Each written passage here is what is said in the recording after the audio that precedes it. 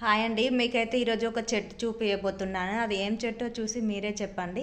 ప్రామిస్‌గా చెప్తున్నా, ఆ చెట్టు ఫ్లవర్స్ పూసి అయితే 15-20 డేస్ అవుతుంది.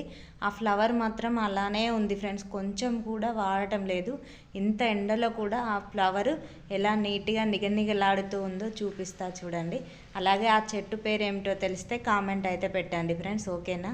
ప్రామిస్‌గా చెప్తున్నా ఫ్రెండ్స్. అదైతే 20 డేస్ అవుతుంది ఫ్లవర్ పూసి. ఓకేనా, చూపిస్తా పదండి.